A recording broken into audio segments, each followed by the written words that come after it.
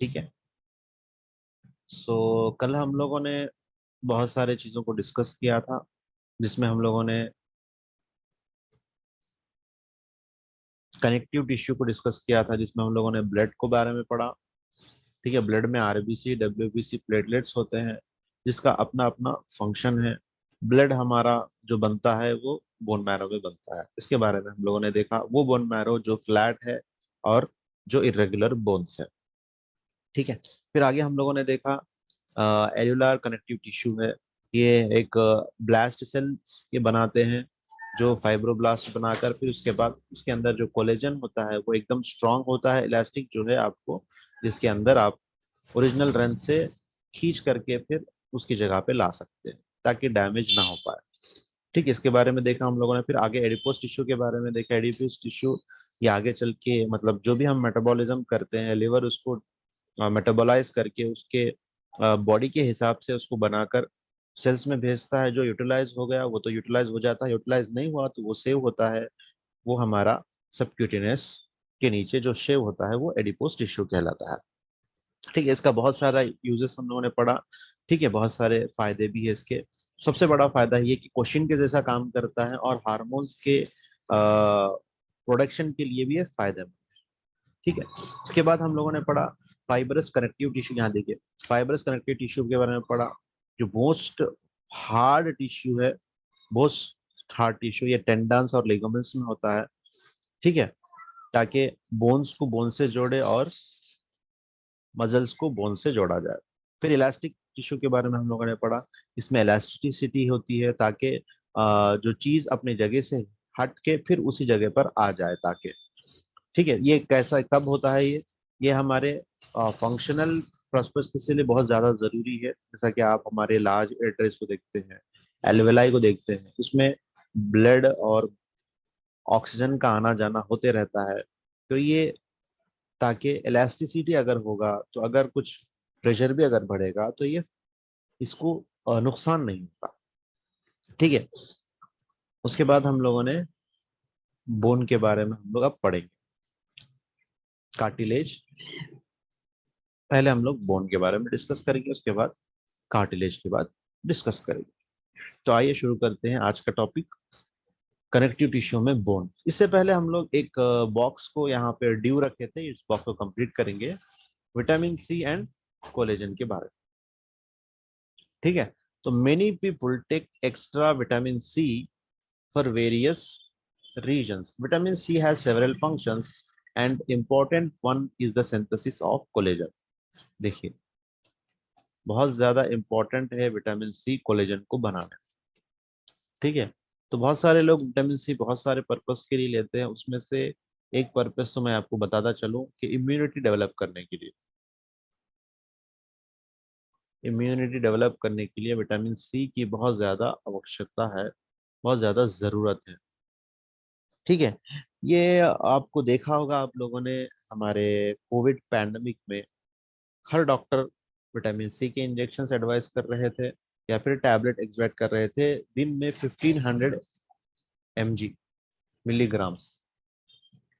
तो इससे आपको इसकी अहमियत का पता चला होगा कि 1500 mg अगर आप डेली इंटेक करते हैं इन पैंडमिक सीजन, तो आपका इम्यूनिटी हमेशा हाई लेवल पे होता है। ठीक है, तो इससे मालूम ये हुआ कि हमारे बॉडी में विटामिन सी का बहुत ज़्यादा अहमियत है।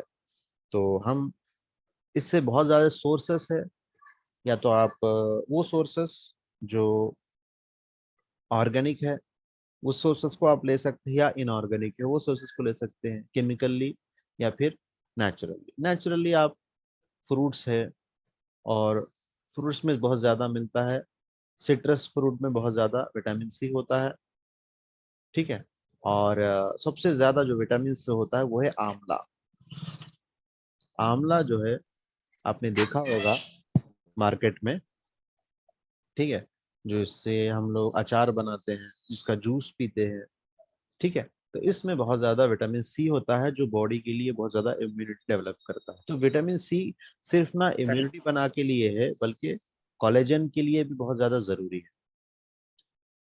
ठीक है, तो सर कोलेजन, नींबू भी तो है सर, नींबू। हाँ नींबू भी ले सकते हैं, लेमन। नींबू, संतरा। हाँ वही फ्रूट्स पूरे, जिसमें भी सिट्रस है, ये सब चीजें आप ले सकते हैं। ठीक है।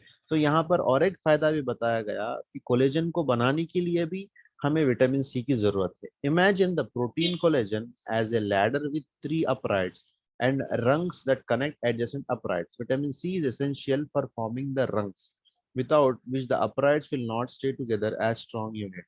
Collagen formed in the absence of vitamin C is weak. देखिए, विटामिन सी के बगैर कोलेजन तो बन जाता है, लेकिन विटामिन कोलेजन को बहुत ज्यादा मजबूती होने के लिए क्या है, विटामिन सी का होना जरूरी है। And the effects of weak collagen are dramatically seen in the disease called scurvy. एक तरह की डिसीज है स्कर्वी, इसके बारे में भी यहाँ डिटेल दिया गया, उसके बारे में पढ़ेंगे हम लोग।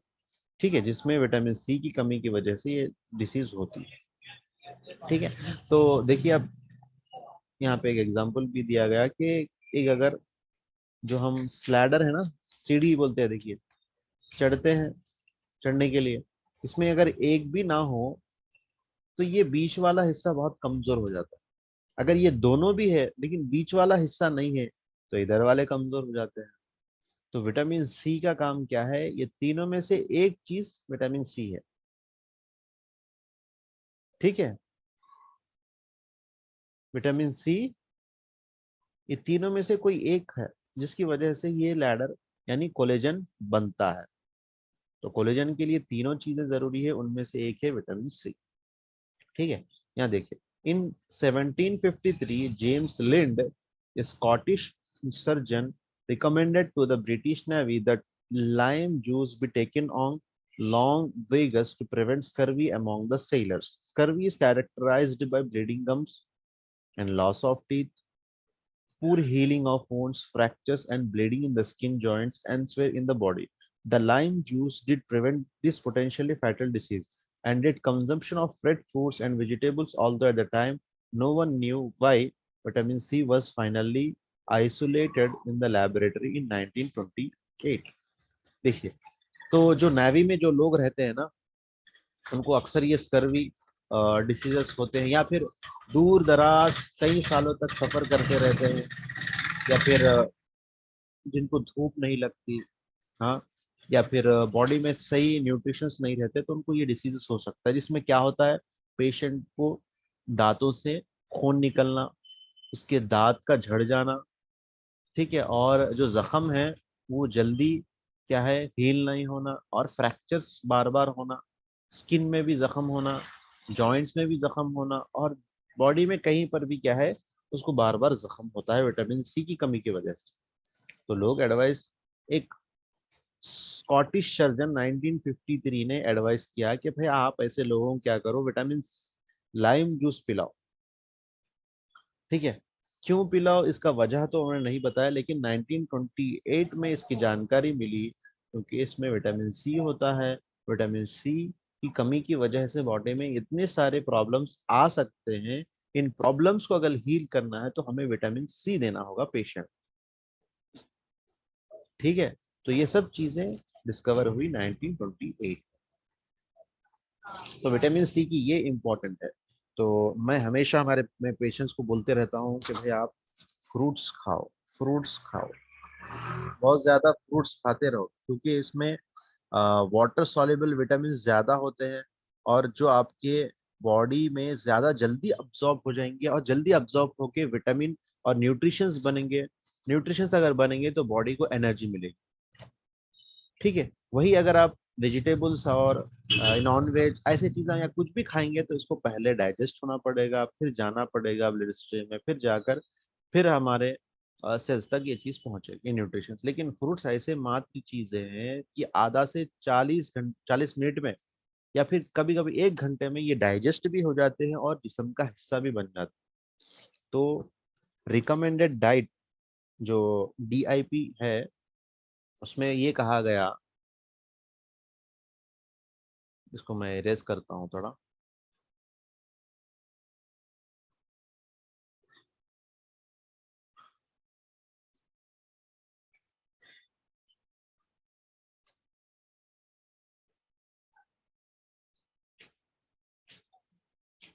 रिकमेंडेड डाइट, डेली हम लोग कितना खाना है, हमारे बॉडी में जितना वेट है उतने ग्राम्स हमें डेली आपको फ्रूट्स खाना। यानी मान लीजिए कि कोई इंसान 70 kgs का है, तो इतने ग्राम्स का यानी 700 ग्राम्स का, यानी 70 kgs में से 7 × 100 ग्राम्स कर लीजिए, 700 ग्राम्स होगा। ठीक है, तो 700 ग्राम्स आपको डेली हर एक को फ्रूट्स खाना। अगर मिक्सड होगा तो बहुत अच्छा होगा, हर तरह के विटामिन आपको मिल जाएंगे। नहीं तो डेली आप अदल बदल के खाइए, एक दिन ग्रेप्स खाइए, एक दिन मैंगो खाइए, ठीक है, एक दिन बनाना खाइए। देखिए आप, ग्रेप्स में कुछ अलग विटामिन होते हैं, सिट्रस होता है, और ये ब्रेन के लिए बहुत अच्छा है इसमें। हाँ, ठीक है, और मैंगो भी बॉडी के लिए बहुत अच्छा है। ठीक है, अब देखिए बनाना है, बनाना में आपको कार्बोहाइड्रेट्स बहुत ज़्यादा मिलते हैं। ठीक है, और इसी तरह आप बदल बदल के खा सकते हैं किसी, या फिर आप मिक्स करिए बनाना, एक बनाना, एक 50 ग्राम ग्रेप्स, एक 100 ग्राम मैंगो। तो इस तरह आप मिक्स करके पूरा 100 ग्राम्स भी ले सकते हैं, यानी मिनिमम क्वांटिटी है। अब इससे ज़्यादा भी ले सकते हैं अगर आप ज़्यादा, आपकी बॉडी में कार्बोहाइड्रेट्स का यूटिलाइज होता है। ठीक है, तो ये आप लोगों को समझ में आ गई होंगी बात। चलिए आगे बढ़ते हैं अभी हमें टॉपिक की तरफ।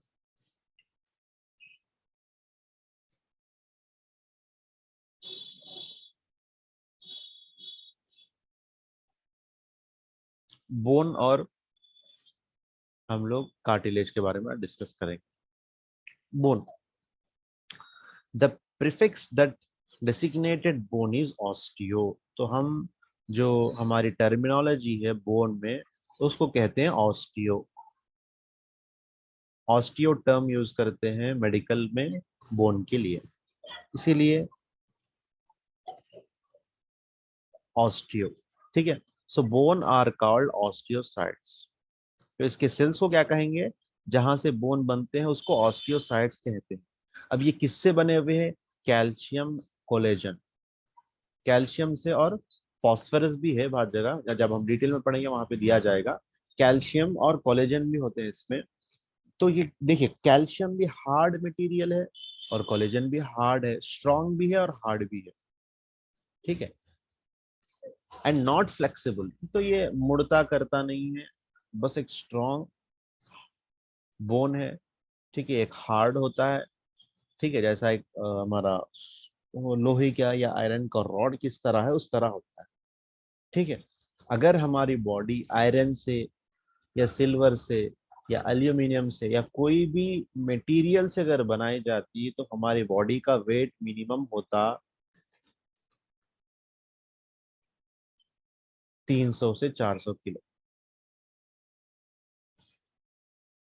अगर बोन्स की जगह नेचुरल हमारे, यानी इतनी स्ट्रांग, अगर बोन्स जितने स्ट्रांग है, उस स्ट्रांग में अगर हम लोग आयरन से या एल्यूमिनियम से या फिर सिल्वर से अगर हम बोन्स को बनाते, कैल्शियम और क्या नाम था अपना, यहाँ पे दिया गया था कोलेजन या फिर फास्फोरस, इनसे अगर नहीं बनता, कैल्शियम, कोलेजन, फास्फोरस तो नहीं बनता, तो हमारी बॉडी अगर इन मटेरियल से बनाई जाती तो 300 से 400 किलो होती। लेकिन हमारे बॉडी का वेट देखिए, मिनिमम 70% बॉडी का वेट कम कर दिया गया।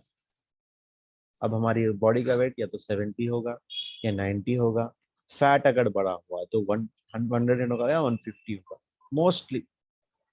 अगर मान लीजिए हमारी बॉडी इसकी बनी हुई होती, तो हमारी बॉडी का वेट 300 से 400 किलो होता, हमें बैठने उठने बहुत ज़्यादा मुश्किल होती, और हमारे बॉडी में प्रेशर गिरता, जल्दी ऑर्गन्स डैमेज हो जाते, और बॉडी में सर्कुलेशन की दिक्कतें आती।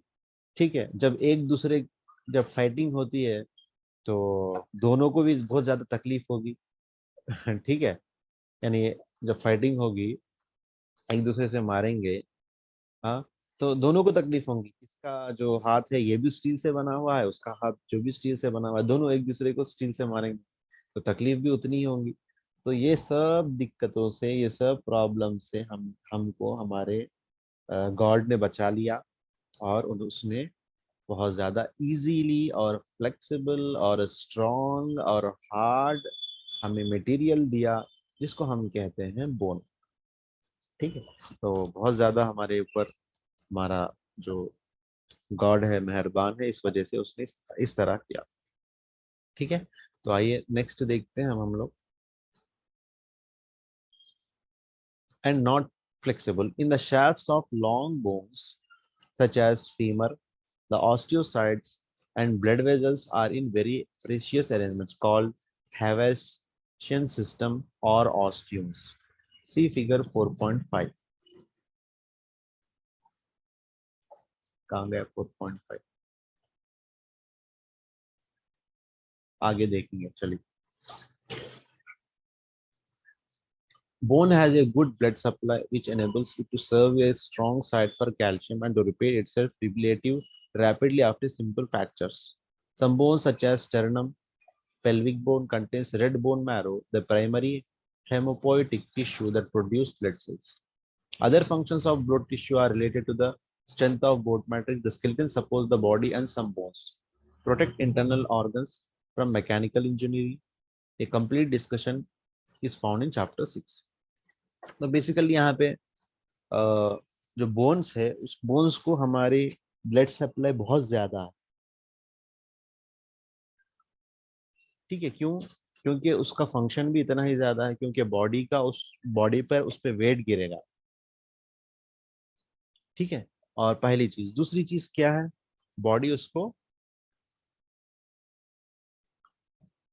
प्रोटेक्ट करेगी इंटरनल इंजुरी से, मैकेनिकल इंजुरी से। ठीक है, और दूसरी चीज क्या है, उसके अंदर ब्लड बनता है, होम्यो होम्योपोएटिक टिश्यूज बनते हैं, यानी ब्लड का फंक्शन होता है, ब्लड का प्रोडक्शन होता है, ये फैक्ट्री है ब्लड का।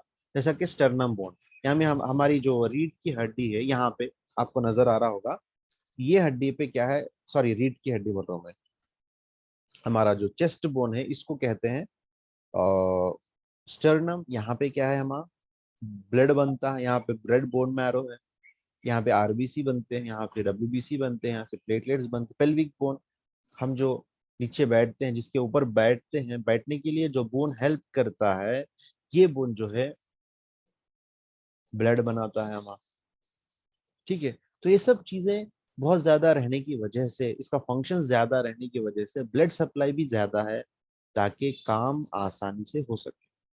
यानी यानी इससे बात मालूम हुई कि जिसका काम ज्यादा हो उसको फैसिलिटीज भी ज्यादा दी जाए। नेचर का ये कंडीशन है। बॉडी में ब्लड बोन का ज्यादा फंक्शन है, तो बोन के लिए ज्यादा एनर्जी है, न्यूट्रिशन ज्यादा पहुंचते हैं, ब्लड वेजल्स ज्यादा है वहां पर। ठीक है, तो इसी तरह हम भी ये कोशिश करें कि जो ज्यादा मेहनत करे उसको ज्यादा फैसिलिटीज दी जाए। चलिए आगे बढ़ते हैं कार्टिलेज के बारे में। Cartilage. The protein carbohydrate matrix of cartilage does not contain calcium. Salts also differ from that of bone is that contains more water, which makes it resilient. It's firm, smooth, and flexible. Cartilage is found on the joint surface of bone, where its smooth surface helps prevent friction. The tip of the nose and external ear are supported by flexible cartilage. The wall of the trachea, the airway of the lungs, contains thin rings of cartilage to maintain an open air passage. Discs of the cartilage are found between the vertebrae of the spine. Here, the cartilage is a firm cushion. It absorbs shocks and permits movement. Within the cartilage matrix are chondrocytes of cartilage cells. There are no capillaries within the cartilage matrix. So these cells are nourished by diffusion through the matrix. A slow process. This becomes clinically important when cartilage is damaged, but repair will take very slowly or not at all. Athletics sometimes damage cartilage within the knee joint. Such damaged cartilage usually surgically removed in order to preserve as much joint mobility as possible. तो ये बताया जा रहा है कि जो cartilage है वो किस सेल से बनते हैं, वो सेल से बनते हैं कॉन्ड्रोसाइट्स। इस सेल से आपकी कार्टिलेज बनते हैं, पहली चीज। दूसरी चीज ये है, कार्टिलेज में वाटर ज्यादा होता है। ताकि फ्लेक्सिबिलिटी और स्मूथनेस और इजीली मूवेबल रहने के लिए इसमें वाटर की क्वांटिटी रखी गई ज़्यादा। ठीक है, आपका कार्टिलेज क्या हो सकता है, स्मूथ है और इजीली फ्लेक्सिबल है। अब ये कहाँ पर होता है, अब ये बोन समझिए, ये आपका बोन है, तो इसके सरफेस पे होता है, इसके ऊपरी हिस्से में होता है, ताकि एक बोन, ये दूसरा बोन है, जैसा कि आपका नी जॉइंट है, ये देखिए ऊपर से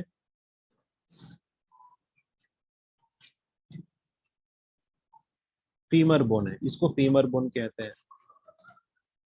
ठीक है, नीचे वाले दो बोन्स हैं। अब ये बोन दोनों भी अटैच है, अटैच है, लेकिन बीच में क्या है, कार्टिलेज है। कार्टिलेज रहने की वजह से ये बोन हार्ड है, स्ट्रांग है। तब इनके बीच में कुछ तो क्वेश्चन चाहिए, तो हम चले फिरे और स्ट्रेस कम लगे, तो इस वजह से इनको रखा गया। ठीक है, ताकि रिजिडिटी कम हो, रगड़ कम हो और फ्लेक्सिबल हो और अपन इजीली मूवेबल हो, इस सब चीजों के लिए क्या है, वहां पे कार्टिलेज रखा गया। ठीक है, कार्टिलेज को डायरेक्ट क्या है, आप ब्लड सप्लाई नहीं कर पाओगे। ये कार्टिलेज है समझिए, ये कार्टिलेज को डायरेक्ट ब्लड सप्लाई नहीं है, बल्कि इसका ऊपर जो बोन है, ये बोन से जो अटैच्ड है, ये बोन के थ्रू इसे ब्लड सप्लाई मिलता है। ठीक है, जिसकी वजह से एक प्रॉब्लम ये है कि जब ये अगर डैमेज हो जाए,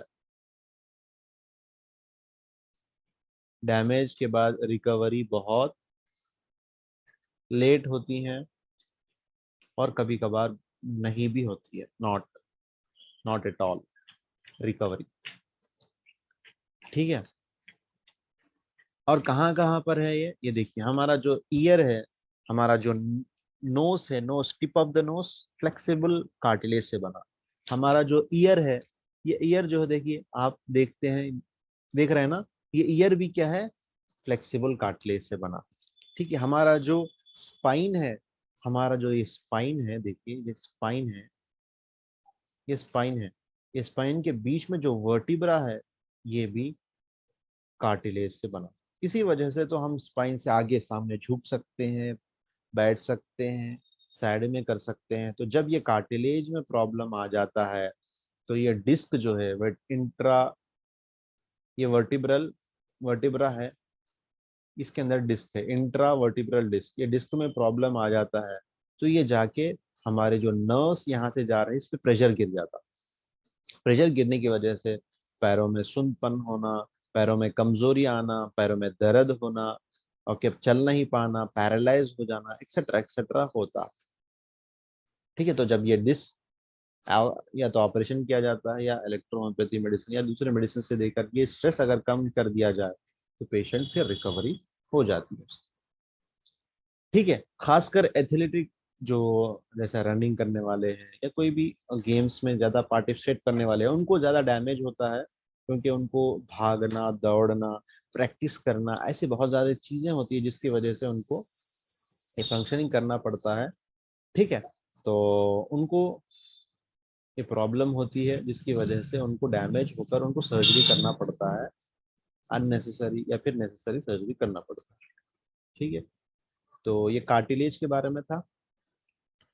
हम लोगों ने आज बोन के बारे में पढ़ा, और साथ में हम लोगों ने विटामिन सी कोलेजन के बारे में पढ़ा और कार्टिलेज के बारे में पढ़ा। आइए, एक बॉक्स दिया गया यहाँ पे कोलेजन के बारे में, इसके बारे में पढ़ के आज हमारी टॉपिक को एंड करते हैं। देखिए, collagen is a protein that makes tendon, ligament and other connective tissue strong. ये कोलेजन एक प्रोटीन है, प्रोटीन का नाम है। जैसा कि बोन में भी आपको कैल्शियम मिला, कोलेजन मिला, फॉस्फोरस मिला, तो कोलेजन एक प्रोटीन है जो मजबूती के लिए यहाँ पे होना जरूरी है।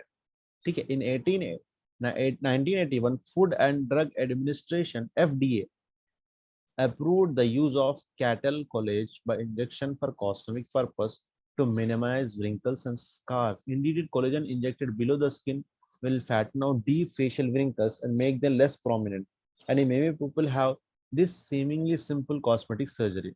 तो देखिए, आप बहुत ज्यादा सुनते हैं ना, कॉस्मेटिक सर्जरीज होते हैं, हाँ, गोरे होने के लिए, मतलब यंग दिखने के लिए जो करते हैं, या हीरो या हीरोइंस या जो भी बड़े लोग हैं वो करते हैं, वो क्यों क्या कराते हैं? देखिए, वो इंजेक्शन जो देते हैं ना स्किन के नीचे, वो यही इंजेक्शन होता है, कैटल कोलेजन। कैटल का जो कोलेजन है वो लिया जाता है, उसको इतना मोटेबलाइज किया जाता है कि हमारे बॉडी में जाने के बाद वो डायरेक्ट इफेक्ट दिखाए, तो वो इंजेक्ट के थ्रू दिया जाता है। तो जिसकी वजह से उनका स्किन एकदम नॉर्मल हो जाता है, स्किन एकदम गोरा दिखने लगता है, स्किन में झुर्रियां नहीं होते। ठीक है, ये सब चीजें देखने को मिलती है। There are however drawbacks, ये इंजेक्शन के कुछ ड्रॉबैक्स भी है। Injected collagen last only few month, ये जो चेहरे की जो रौनक है वो सिर्फ कुछ महीनों की रहेगी। ठीक है, the injection must be repeated several times in year, तो ये महीनों में जब होगी तो साल में कई मरतबा देना पड़ेगा। दे आर एक्सपेंसिव, ये बहुत ज्यादा एक्सपेंसिव है। Some people have allergic reactions to the cattle collagen, किसी किसी को रिएक्शन भी होता है, which is perceived by the immune system as foreign tissue, more seriously an anti-immune response may be triggered in some individual and the immune system may beyond to destroy the person's own tissue। देखिए, अगर किसी किसी को नहीं जमा, खैर बहरहाल ये टेस्ट ड्रग दे के ही करते हैं, अगर किसी किसी को नहीं जमा तो वो एक्शन का रिएक्शन बताता है और बॉडी को डैमेज करता है। In an effort to avoid these problems, some cosmetic surgeons now use the person's own collagen and fat, which may be extracted from the thigh, hip, or abdomen. The long-term consequences and outcomes of such procedures have yet to be evaluated. We might remember that for many years, the use of silicone injections have been considered safe. Silicone injections are now banned by the FDA since we now know that they carry significant risk of serious tissue damage। तो देखिए, इससे जब कुछ surgeon ने देखा तो इंसान का खुद का फैट निकाल कर या हिप के पास का या कहीं पर का भी कोलेजन निकाल के उससे इंजेक्शन बनाकर दिया जा रहा था। कुछ लोग सिलिकॉन इंजेक्शंस दे रहे थे जिससे नुकसान हो रहा था, तो इंसान के टिश्यू के डैमेज हो रहे थे। तो एफडीए ने food and drug administrator food and drug administrator ने इसको बैन किया। ठीक है, अब आगे अब फ्रेश क्या है हमें उतना आइडिया नहीं है। ठीक है, तो ये सब चीजें थी जो हमने जानकारी हासिल की। ठीक है, तो कल हम लोग मसल टिश्यू के बारे में कल स्टार्ट करेंगे। मसल टिश्यू में देखिए, स्मूथ मसल है, कार्डियक मसल्स है, स्केलेटल मसल है, तीन मसल्स।